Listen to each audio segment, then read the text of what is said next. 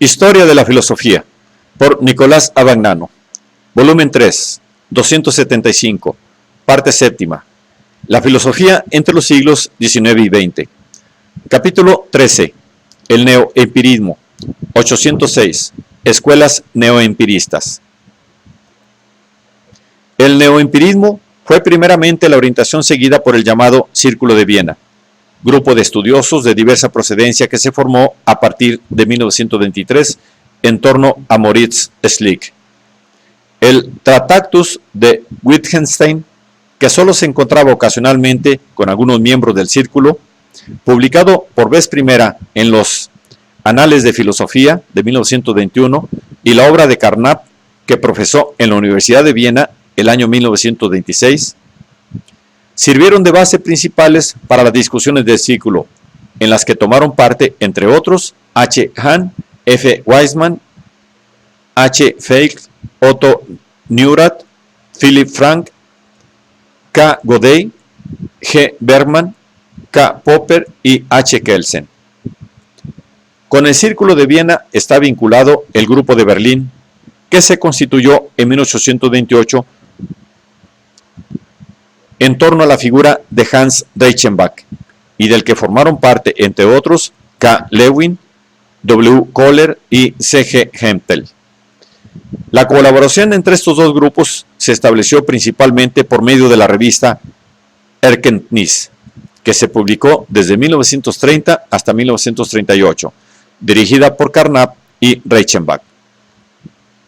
Otro movimiento análogo se formó en Polonia por influjo de Casimir Twardowski, que había sido alumno de Bolzano en la Universidad de Viena y que renovó en Polonia la tradición de los estudios lógicos, que luego fue ilustrada por T. Kotarbiński, Jan Łukasiewicz, Alfred Tarski y otros muchos.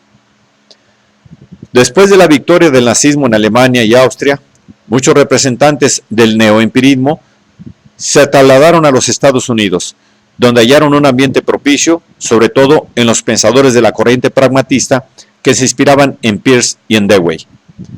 Así fue posible renovar la idea expresada desde 1929 en una especie de manifiesto de círculo de una ciencia unificada, que tuviese por objeto toda la realidad accesible al hombre y se valiese de un método único de análisis lógico. Así nació la Enciclopedia Internacional de la Ciencia Unificada, que se comenzó a publicar en Chicago en 1938 bajo la dirección de Neurath, Carnap y Morris, y que recogió monografías debidas a científicos y filósofos de muchos países: Bohr, Dewey, Ruggier, Reichenbach, Russell, Tarski, etc. A pesar del valor de muchas de las colaboraciones publicadas en la enciclopedia, no se debe silenciar que muestra una disparidad sustancial de pareceres sobre el modo mismo de entender la unidad de la ciencia. En efecto, Neurath entiende dicha unidad de acuerdo con el antiguo significado, como una combinación de los resultados de las diversas ciencias y una tentativa de axiomatizarlos en un sistema único. Dewey la entiende como exigencia de entender el puesto y la función de la ciencia a la escena total de la vida. Russell como unidad de método, Carnap como unidad formal que concierne a las relaciones lógicas entre los términos y las leyes de las diversas ramas de la ciencia.